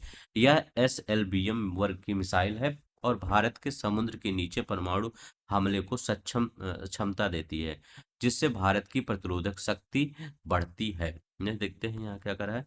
करें भारत की पहली लंबी दूरी हाइपरसोनिक मिसाइल का सफल उड़ान परीक्षण कब संपन्न हुआ। तो इसका सफल उड़ान परीक्षण कब संपन्न हुआ, ये बताना है।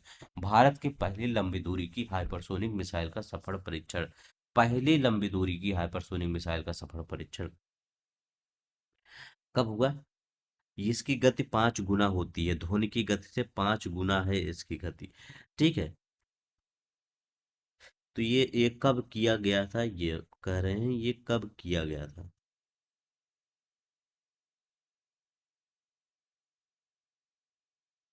तो ये कब किया गया था। तो भारत ने 16 नवंबर 2024 को उड़ीसा के तट के पास डॉक्टर एपीजे अब्दुल कलाम, याद रख लेंगे, उड़ीसा के तट के पास डॉक्टर एपीजे अब्दुल कलाम द्वीप से अपनी पहली लंबी दूरी की हाइपरसोनिक मिसाइल का सफल परीक्षण किया। यह रक्षा अनुसंधान विकास डीआरडीओ की तकनीकी सफलता माना जाता है। ठीक है, तो ये याद रखेंगे। नेक्स्ट देखते हैं क्या कह रहा है ये। करें हाइपरसोनिक मिसाइल की गति ध्वनि कितनी गुना अधिक, तो 5 गुना अधिक होती है। तो याद रख लेंगे कितना, हाइपरसोनिक मिसाइल की गति ध्वनि की गति से कितना गुना अधिक होती है, तो 5 गुना अधिक होती है। हाइपरसोनिक मिसाइल कम से कम 5 मैक यानी ध्वनि की गति से 5 गुना अधिक होती हैं, से चलती हैं। इस अत्यंत उच्च गति उड़ान की दिशा में बदलने की क्षमता के कारण इन मिसाइलों को पकड़ना और रोक पाना बहुत कठिन होता है। हाइपरसोनिक, करें भारत की पहली लंबी दूरी की हाइपरसोनिक मिसाइल किस संस्था द्वारा विकसित किया गया है। तो अभी हमने बताया किसके द्वारा विकसित किया गया है, डीआरडीओ के द्वारा विकसित किया गया है। सी वाला आंसर आपका सही हो जाएगा, किसको, डीआरडीओ के द्वारा विकसित किया गया है। यहाँ पर देखते हैं हाइपरसोनिक मिसाइल भारत की डीआरडीओ द्वारा हैदराबाद के APJ Abdul Kalam missile complex समेत कई प्रयोगशालाओं और उद्योग भागीदारों के सहयोग से विकसित की गई है। यह भारत की उन्नत रक्षा प्रौद्योगिकी की एक मिसाल है। 56 में LRLACM का पहला सफल उड़ान परीक्षण कहाँ, कब और कहाँ संपन्न हुआ। तो LRLACM का पहला सफल उड़ान परीक्षण कब और कहाँ पर संपन्न हुआ, ये बताना है। डीआरडीओ द्वारा ये सफलतापूर्वक संपन्न किया गया, और ये कहाँ, चांदीपुर, ये भी है आपका, याद रखिएगा। कब और कहाँ पर, यहाँ पर डेट है 12 नवंबर, 12 नवंबर 2024 को, तो 12 नवंबर 2024 को याद रखेंगे। एलएआरसीएम का पहला सफल उड़ान परीक्षण 12 नवंबर 2024 को उड़ीसा के चांदीपुर स्थित एकीकृत परीक्षण रेंज से किया गया। यह मिसाइल डीआरडीओ द्वारा विकसित की गई और इसका परीक्षण एक मोबाइल आर्टिकुलेटर लॉन्चर से किया गया। यहाँ देखिए, L R L A C M की मारक दूरी कितनी है, तो कह रहे हैं L A R L A C M की मारक दूरी कितनी है ये बताना है। तो इसकी मारक दूरी कितनी है, तो ये इसकी मारक दूरी 1000 किलोमीटर है। तो याद रखिए L R L A C M की मारक दूरी कितनी है, 1000 किलोमीटर है। L R L A C M की मारक दूरी लगभग 1000 किलोमीटर, जो इस लंबे दूरी की क्रूज मिसाइल बनाती है, और ये निर्भय मिसाइल का उन्नत संस्करण है। किस मिसाइल का, निर्भय मिसाइल, जो निर्भय मिसाइल है उसी का उन्नत संस्करण है। यह लेस हम लॉन्च करने के लिए किस प्रकार के लॉन्चर का उपयोग करा किया गया, कह रहे हैं इसको लॉन्च करने के लिए किस प्रकार के लॉन्चर का उपयोग किया गया। तो इसको लॉन्च करने के लिए mobile articulated launcher universal vertical launch module का प्रयोग किया गया है इसको लॉन्च करने के लिए, ठीक है। ये याद रखिएगा। L A R L A C M, L R L A C M, इसका अच्छा, L A R L A C M होता क्या है, इसका फुल फॉर्म है, ये तो बताया ही नहीं मैं। इसका फुल फॉर्म होता है long range land attack cruise missile. याद रखेंगे, याद रखें, लॉन्ग रेंज लैंड अटैक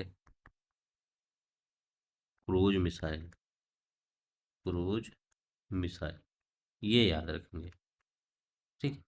तो ये long range land attack cruise missile होता है ये, ठीक है। इसका लॉन्च किसके तैयार, mobile articulator launcher and universal vertical launch module से इसका किया गया, ठीक है। इसे यूनिवर्सल वर्टिकल लॉन्च मॉड्यूल के माध्यम से प्रमुख युद्धपोतों से भी लॉन्च किया जा सकता है, इसकी तैनाती लचीलापन आता है। अब यहाँ पर देखिए, करें 8 नवंबर 2024 को भारत ने मोजाम्बिक में को कितने इंटरसेप्टर पोत उपहार में दिए, मोजाम्बिक को कितने इंटरसेप्टर पोत उपहार में दिए ये बताना है, कितने दिए। तो ये याद रखेंगे,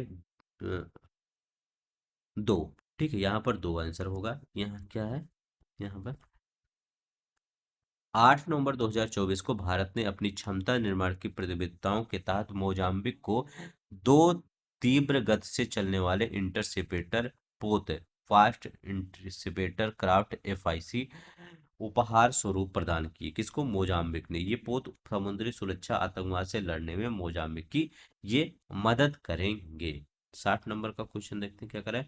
भारत द्वारा मोजाम्बिक को दिए गए इंटरसेप्टर पोत किस प्रकार के इंजन से चालित और इसकी अधिकतम गति होगी, तो ये किस प्रकार के इंजन से चालित है और इसकी गति कितनी है होगी, ये बताना है। हम्म, तो ये याद रख लेंगे, भारत द्वारा भेजे गए दोनों इंटरसेप्टर पोर्ट वाटर जेट चालित हैं, उनकी अधिकतम गति 50 नॉट है। यह तकनीकी समुद्री अभियानों में अधिक गति और चपलता प्रदान करती है। भारत द्वारा भेजे गए इंटरसेप्टर पोत मोजाम्बिक के किस प्रांत में चल रहे विद्रोह से निपटने में उपयोगी होंगे, तो यहाँ पर याद रहे कोबो डेलगाडो। कोबो डेलगाडो यहाँ पर एक आतंकवादी विद्रोह है, समुद्री आतंकवादी विद्रोह है। तो मोजाम्बिक सरकार इससे निपटने में आसानी होगी, ये जो इंटरसेप्टर भेजा है भारत ने। अब देखिए, भारत द्वारा दिए गए पोत कोबो डेलगाडो प्रांत में चल रहे विद्रोह समुद्री आतंकवाद समुद्री आदिवास से निपटने में मोजाम्बिक की मदद करेंगे। यह क्षेत्र लंबे समय से उग्रवाद स्थिरता का सामना कर रहा है, ठीक है। अब ये देखिए, ये मिसाइल बहुत इंपॉर्टेंट है। कौन सी मिसाइल है, इसका नाम है वी VSHORDADS, ठीक है। अब इसका फुल फॉर्म क्या होता है, very short range, H O मतलब short range air defence system. तो याद रखेंगे इसका फुल फॉर्म क्या होता है, very short range air defence system इसका फुल फॉर्म होता है, ये याद रख लेंगे। कह रहे हैं कि इसका सफल परीक्षण कहाँ से किया गया अक्टूबर 2024 में, तो कहाँ से किया गया, उड़ीसा के चांदीपुर से, कहीं पे है ये यहाँ पर, ये कहाँ का, उड़ीसा के नहीं, उड़ीसा के चांदीपुर से नहीं। देखिए, इसका दो बार परीक्षण हुआ था। एक बार परीक्षण जब हुआ था तो वो उड़ीसा के चांदीपुर से किया गया था, ये फरवरी में हुआ था, पिछले साल 28 से 29 फरवरी में। लेकिन इस बार जो परीक्षण किया गया था 3 से 4 अक्टूबर के, वो पोखरण राजस्थान में किया गया था। Very short range air defence system का सफल परीक्षण उड़ान कहाँ पर किया गया था? तो इसका कहाँ किया गया था? ये पोखरण राजस्थान में किया गया था। ये याद रखिए, कहाँ पर? पोखरण राजस्थान में। 3 से 4 अक्टूबर 2024 को डीआरडीओ ने very short range air defence missile प्रणाली 3 सफल परीक्षण पोखरण फील्ड रेंज में किए गए। यह चौथी पीढ़ी की अत्याधुनिक और लघु वायु रक्षा प्रणाली है। Very short range air defence system प्रणाली किस वायु रक्षा पर प्रणाली आधारित है? तो ये बहुत कम दूरी वायु रक्षा प्रणाली है। तो याद रखिएगा, बहुत कम दूरी की ये वायु रक्षा प्रणाली है। ठीक है, वेरी शॉर्ट रेंज लिखा ही गया है, तो इसमें पढ़ना क्या है? Very short range. तो यहाँ देखिए, जैसे इसको क्यों बनाया गया है कि जैसे कोई वाहन वाहन आ रहा पास, उसको मार के गिराया जाए। ठीक है। वेरी शॉर्ट रेंज डिजाइन को विकसित करने के लिए डीआरडीओ को प्रयोगशाला कौन सी थी? कौन सी ये डीआरडीओ की प्रयोगशाला थी? तो ये कौन सी प्रयोगशाला थी? तो हैदराबाद की प्रयोगशाला थी। कौन था? आरसीआई हैदराबाद। ठीक है, तो आरसीआई रिसर्च सेंटर इमरात। ठीक है, तो रिसर्च सेंटर इमरात हैदराबाद द्वारा डिजाइन और विकसित किया गया। ये यही है आपका, यही है। ठीक है, वही लिखा गया।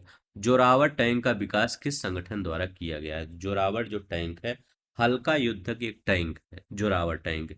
इसका विकास किसके द्वारा किया गया? इसका विकास डीआरडीओ के द्वारा किया गया। तो याद रखेंगे, किसका विकास किसके द्वारा किया गया? डीआरडीओ के द्वारा किया गया है। ठीक है।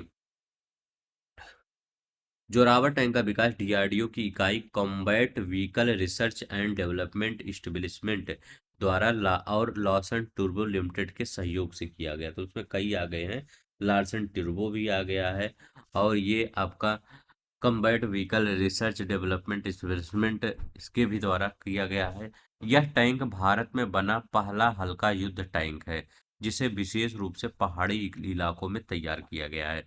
तो जोरावर क्या है? सब पूछेगा, जोरावर क्या है? तो हल्का युद्धक टैंक है। याद रखिएगा, भारत में बना पहला हल्का युद्धक टैंक है। किसके द्वारा? लार्सन टुर्बो इसमें संस्थान शामिल है, CVRDE ये भी शामिल है, ये याद रखिएगा। ये दोनों और डीआरडीओ इसमें शामिल है। करें, जोरावर टैंक का नाम किस ऐतिहासिक व्यक्ति के नाम पे पड़ा? जनरल डोगरा जनरल जोरावर सिंह, इन्हीं के नाम से पड़ा। तो जो डोगरा जनरल जोरावर सिंह, इन्हीं के नाम से पड़ा है इस जोरावर टैंक का नाम। इस हल्के टैंक का नाम 19वीं शताब्दी के डोगरा युद्ध जनरल जोरावर सिंह के सम्मान में रखा गया है। ठीक है, जिन्होंने लद्दाख और पश्चिमी तिब्बत के चीनी सेनाओं के विरुद्ध सफल सैन्य अभियान चलाए थे। यह टैंक उनकी वीरता रणनीति की स्मृति को में नामित किया गया है। VLSRSAM का मुख्य उद्देश्य क्या है? इसका उद्देश्य है, ठीक है, इसका उद्देश्य बताइए। VLSRM, तो इसका उद्देश्य क्या है ये बताना है। तो ये इसका फुल फॉर्म क्या होता है, पहले ये देखिए। Vertical launch short range surface to air. देखिए, सरफेस टू एयर मिसाइल यहाँ लिखा गया ना, यस ए यम लिखा गया है, तो सरफेस टू एयर मिसाइल यहाँ लिखा गया है। तो ये सरफेस टू एयर मिसाइल है, शॉर्ट रेंज मिसाइल है। क्या है? Short range. तो ये सार मतलब short range surface to air missile. तो आपके पेपर में ये भी आ जाए कि किस एयर टू सरफेस है कि सरफेस टू एयर है। तो इसके नाम से ही पहचान जाइएगा, SAM लिखा गया है, इसका मतलब क्या है? सरफेस टू एयर मिसाइल है ये। ठीक है, शॉर्ट रेंज है। VL मतलब क्या होता है? Vertical launch. तो vertical launch surface to air short range surface to air missile. ये का इसका मुख्य उद्देश्य क्या है ये कह रहे हैं? तो इसका मुख्य उद्देश्य है निकट दूरी से हवाई खतरों को बेअसर करना। ठीक है, निकट दूरी के हवाई खतरों को बेअसर करना। आज इस PDF का पूरा आपको मिल जाएगा, कल वाला भी और आज वाला। जो कल वाला वीडियो, इसका जो आगे वाला पार्ट था, इसमें इन्वायरमेंट से रिलेटेड आपके करंट बने थे, उनको नहीं देखे हैं तो उनको देख लीजिए। कौन कौन से नेशनल पार्क ये सब, टाइगर रिजर्व ये सब जुड़े हैं नए नए, वो सब आपको मिल जाएगा। ठीक है, करें। VLSRSAM vertical launch short range surface to air missile एक ऐसी पोत आधारित प्रणाली है जिसे निकटवर्ती हवाई खतरों जैसे दुश्मन के विमान, हेलीकॉप्टर, ड्रोन आदि को बेअसर करने के लिए विकसित किया गया है। इसका मुख्य उद्देश्य युद्धपोतों की हवाई सुरक्षा को मजबूत करना है। 67 देखते हैं, यहाँ करें VLSRSAM का हाल ही में सफल परीक्षण कब और कहाँ किया गया। कह रहे हैं VLSRSAM का हाल ही में सफल परीक्षण कब और कहाँ किया गया। कहाँ किया गया ये, तो 12 सितंबर से को ये चांदीपुर उड़ीसा में किया गया। तो 12 और 13 सितंबर को ये कहाँ पर, चांदीपुर उड़ीसा से किया गया। इसको ये याद रख लेंगे, कहाँ पर, चांदीपुर उड़ीसा से। यहाँ पर VLSRM का मिसाइल का 2 बार सफल परीक्षण हुआ, 12 और 13 सितंबर को चांदीपुर के उड़ीसा से इसका परीक्षण किया गया। ठीक है, यह एकीकृत परीक्षण रेंज किया गया। दोनों परीक्षणों में मिसाइल की उच्च गति से उड़ रहे लक्ष्यों को सफलतापूर्वक बेअसर किया, जिससे इसकी सटीकता और मारक क्षमता सिद्ध हुई। 68 देखते हैं, कह रहे हैं कि ASWSWC परियोजना के तहत मालपे और मुल्की पोतों का जलावतरण कब और कहाँ किया गया। अब ASW क्या होता है, तो ये याद रखेंगे, ASW इसका फुल फॉर्म याद रख लेंगे। इसका फुल फॉर्म होता है एंटी सबमरीन वारफेयर। तो ये इसका याद रखिएगा, एंटी सबमरीन सबमरीन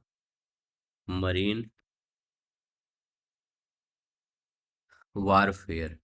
वारफेयर ये हो गया एंटी सबमरीन वारफेयर। ठीक है, इसका तो ये ASW का हो गया। ठीक है, अब क्या है SWC। SWC इसका मतलब क्या होता है, तो इसका मतलब होता है सैलो वाटर क्राफ्ट। तो याद रखेंगे, सैलो वाटर क्राफ्ट इसका ये फुल फॉर्म होता है। तो SWC का सैलो वाटर क्राफ्ट, ASW का एंटी सबमरीन वारफेयर। ठीक है, तो ये याद रखिए वारफेयर है। ठीक है, अब यहाँ पर कह रहे हैं, ये कह रहे हैं कि इसका जलावतरण कब और कहाँ किया गया, ये बताइए। मालपे और मुल्की, ठीक है, मालपे और मुल्की का कहाँ पर किया गया जलावतरण, तो ये कहाँ पर किया, कहाँ कब, मतलब कब और कहाँ किया गया ये बताना है। तो कब और कहाँ किया गया, 9 सितंबर 2024 को किया गया। और कहाँ पर किया गया इसको, कोच्चि में। ठीक है, कोच्चि में। ASWSWC परियोजना anti submarine warfare shallow water craft के चौथे और पांचवें मालपे और मुल्की, याद रखिएगा, मालपे और मुल्की का जलावतरण 9 सितंबर 2024 को कोच्चि में किया गया। यह कार्यक्रम पनडुब्बियों का मुकाबला करने में सक्षम उथले जल के पोतों को निर्माण हेतु चल रही थी। ठीक है, ये जो कार्यक्रम था ASW और SWC मालपे और मुल्की। ठीक है, पांचवा, चौथा और पांचवा पोत है इनका। ठीक है, कौन सा, चौथा और पांचवा पोत है। कह रहे हैं माहे श्रेणी के ASWSWC पोत के किसके द्वारा विकसित किया गया, माहे श्रेणी के। तो ये जो माहे श्रेणी है, ये कह रहे हैं ये किसके द्वारा विकसित किया गया है, तो ये किसके द्वारा, कोचीन शिपयार्ड। माहे श्रेणी के सभी ASW और SWC करें, ASW SWC का निर्माण कोचीन शिपयार्ड लिमिटेड द्वारा किया गया है। यह परियोजना भारत में तटीय क्षेत्र की पनडुब्बी रोधी रक्षा को मजबूत करने के उद्देश्य से शुरू की गई है। इस अनुबंध पर रक्षा मंत्रालय और CSL के बीच 30 अप्रैल 2019 को हस्ताक्षर हुए थे। करें अग्नि 4 मिसाइल का परीक्षण किस तिथि को किया गया और किस श्रेणी की मिसाइल है। करें जो अग्नि 4 मिसाइल है इसका परीक्षण किस तिथि को किया गया और ये किस प्रकार की मिसाइल है। ठीक है, तो इसका परीक्षण कहाँ से किया गया, तो इसका परीक्षण किया गया है उड़ीसा के चांदीपुर से। ठीक है, और ये किस प्रकार की मिसाइल है, मध्यम दूरी की बैलिस्टिक मिसाइल है। तो यहाँ पर मध्यम दूरी की मिसाइल है। 6 सितंबर 2024 को अग्नि 4 मिसाइल का सफल परीक्षण किया गया। ठीक है, कहाँ से किया गया, उड़ीसा के चांदीपुर से किया गया। एकीकृत परीक्षण रेंज से किया गया और यह एक मध्यम दूरी की बैलिस्टिक मिसाइल है। याद रखेंगे, मध्यम दूरी की बैलिस्टिक मिसाइल है। इसकी मारक क्षमता लगभग 4000 किलोमीटर है। यह मिसाइल भारत के सामरिक बल के कमान तत्वाधान में परीक्षण किया गया है। ठीक है। कह रहा है, अग्नि 4 मिसाइल को सटीक लक्ष्य भेदने में सहायता देने वाले दो प्रमुख नेविगेशन सिस्टम कौन से हैं? तो अग्नि 4 मिसाइल को सटीक लक्ष्य भेदन में सहायता देने वाले दो प्रमुख नेविगेशन सिस्टम कौन से हैं, ये बताना है। तो बताइए, दो प्रमुख नेविगेशन सिस्टम ये कौन से हैं? अग्नि 4। तो इन दो प्रमुख नेविगेशन सिस्टम का नाम है, एक है रिंग्स नाम है, एक मिंग्स नाम है। तो रिंग्स मिंग्स है।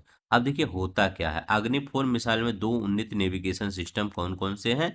एक का नाम है रिंग्स है, ring laser gyro based inertial navigation system. तो याद रख लेंगे, ये होता है, एक रिंग्स होता है, और एक क्या होता है, मिंग्स। मिंग्स क्या होता है, माइक्रो नेविगेशन सिस्टम होता है। लगे, यह प्रणाली मिसाइल को सटीकता से लक्ष्य पहुंचाने में सहायक होती है।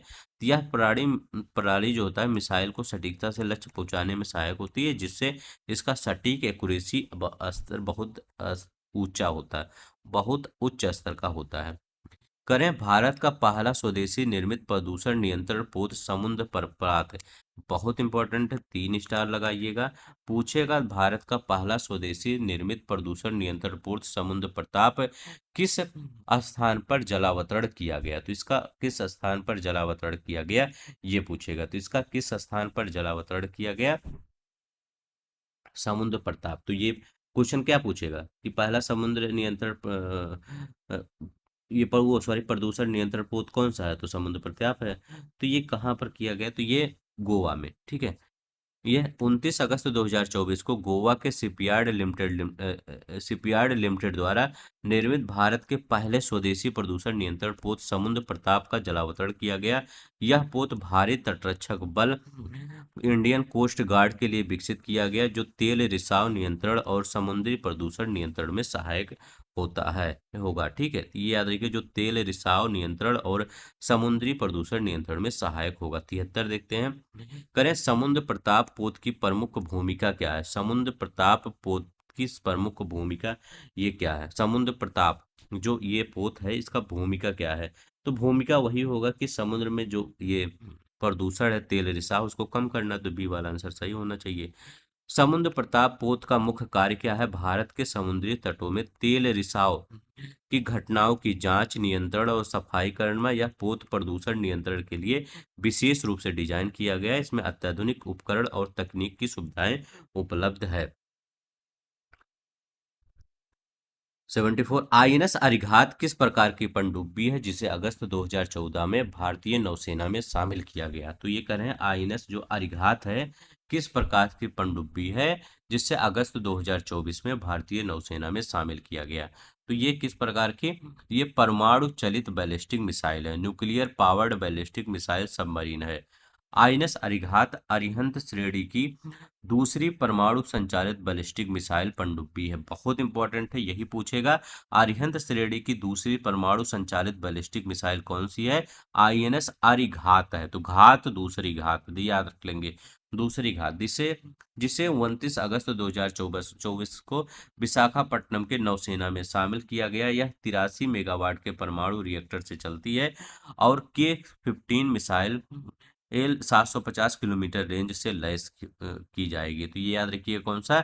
परमाणु चालित बैलिस्टिक मिसाइल है। बी वाला आंसर सही हो जाएगा। 75 आईएनएस अर्घात की तैनाती भारत की किस रणनीति क्षमता को सशक्त बनाती है? आईएनएस अर्घात की मतलब तैनाती भारत के, तो ये क्या होता है, ये किसको बनाएगी? तो समुद्र की यात्रा, ये परमाणु त्रयी। आईएनएस अर्घात की तैनाती भारत के परमाणु न्यूक्लियर टायर्ड को मजबूत बनाती है। ठीक है, ये याद रख। गौरव, गौरव जिसे अगस्त 2024 में सफलतापूर्वक परीक्षण किया गया, किस प्रकार का हथियार है? गौरव किस प्रकार का हथियार है, ये बता। ऐसे ही क्वेश्चन आता है कि गौरव किस प्रकार का ये हथियार है। एक मिनट, हाँ। गौरव किस प्रकार का, बताइए चारों ऑप्शन में कौन सा आपका सही है?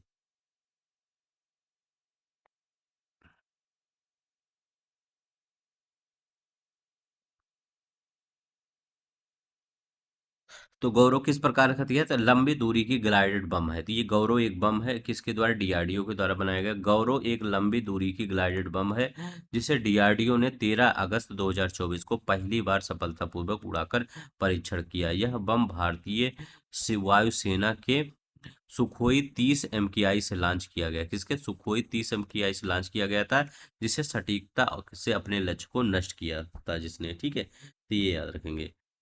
1000 किलोग्राम का ग्लाइडेड बम है, यहाँ दिया गया है कि नहीं? 1000 किलोग्राम का है ये।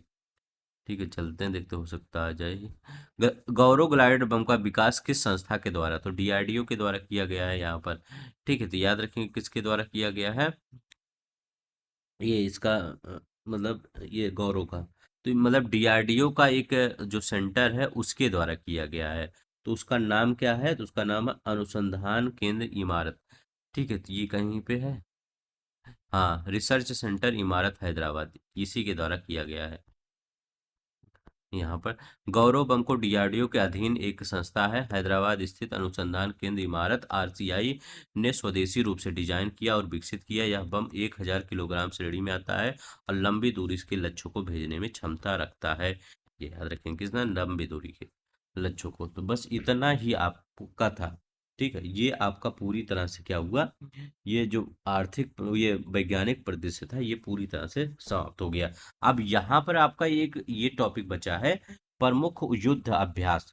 तो प्रमुख युद्ध अभ्यास जो इतना जितना दिया गया है यहाँ पर, और जो आपका घटनासार में दिया होगा, सब एक जगह मैं लेकर चला आऊंगा। ठीक है, ताकि क्या हो, इसको ये जो आपका, चाहे हैंड रिटन नोट्स में लेते आऊंगा, चाहे मैं आपको ऐसे ही करवा दूंगा। ठीक है, वो ये क्वेश्चन आंसर के फॉर्म में। तो ये आपका याद भी करना होगा। ठीक है, क्योंकि ये इसको जितने भी युद्ध अभ्यास है उनको याद करना होगा कहाँ पे हुए हैं। इसको मैं मैप के थ्रू बताना चाहता हूँ। ठीक है, तो किसी दिन आपको मैप मतलब पेपर के पहले ही मैप के थ्रू बता दूंगा कि कहाँ पर ये हुआ है। मैप के थ्रू आपको याद रहेगा काफी समय तक। ठीक है, जैसे अगर आपसे ये पूछ लिया, क्योंकि ऐसे ही पूछता है कि पूछेगा खान क्विस्ट जो ये युद्ध अभ्यास है ये कहाँ पर हुआ? तो ये कहाँ पर हुआ? खान क्विस्ट। तो खान क्विस्ट युद्ध अभ्यास कहाँ हुआ? ये मंगोलिया में हुआ, उलन बटोर में। तो याद रखिए, उलन बटोर मंगोलिया में हुआ। तो मंगोलिया उलन बटोर हम आपको मैप में दिखाना भी चाहते हैं, वहां लिखना भी चाहते हैं, ताकि आपको जितने भी कम से कम 20-25 होंगे, 20-25 से ऊपर होंगे लगभग। ठीक है, नहीं लगभग, यहाँ पर सब अगर मिला लिया जाए तो 40-40 हो जाएंगे। और 40 ठीक अगर याद कर लेंगे 40 में, तो 40 में हो सकता है अगर आ जाएगा इस टॉपिक से तो एक तो आ ही हो ही जाएगा। ठीक है, तो ये अलग से मैं करवाऊंगा, इसमें इसलिए नहीं लाया। अब आपका वैज्ञानिक परिदृश्य पूरी तरह से खत्म हो गया होगा है। अब मैं कल उत्तर प्रदेश जो प्रदेश है इसके से क्वेश्चन मैं लेके आऊंगा। ठीक है, उत्तर प्रदेश से प्रदेश से जितने भी क्वेश्चन बनेंगे यहाँ से क्वेश्चन आएगा पूरी तरह से। ये इसके बाद आपका एक और वीडियो आएगा संक्षिप्तिया का, जिसमें सब कुछ होगा एक ही साथ। वो भी किस फॉर्म में होगा? एमसीक्यू के फॉर्म में होगा। संक्षिप्तिया आपका, जैसे आपका संक्षिप्तिया वहां पर छोटे छोटे पॉइंट में दिया गया है ना, आप बुक देखेंगे छोटे छोटे पॉइंट में दिया गया है। उसी को मैं क्या करूंगा, उसको मैं लाऊंगा ये इसके फॉर्म में, एमसीक्यू के फॉर्म में, ताकि आपको याद हो जाए। इससे मैं आपसे एक रिक्वेस्ट करता हूँ, एक बार देख लीजिएगा संक्षिप्तीय, ताकि आपको एक टेस्ट करने में आसानी हो। आप संक्षिप्तीय कराने का मतलब है, इसमें जानते हैं कितना क्वेश्चन हो जाएगा? यहाँ पर लगभग आपका हो जाएगा 500 क्वेश्चन से ऊपर जाएगा। अगर पूरा हम संक्षिप्तीय का क्वेश्चन बनाते हैं तो 500 क्वेश्चन से ऊपर ये जाएगा। लेकिन आप अगर एक बार 500 इस क्वेश्चन को कर लेंगे तो आपका पूरी तरह से कंप्लीट हो जाएगा। ठीक है, तो आज के लिए बस इतना ही। अपना ख्याल रखिएगा। अगर अच्छा लगे तो प्लीज़ लाइक शेयर सब्सक्राइब कर दीजिएगा। जय हिंद, जय भारत।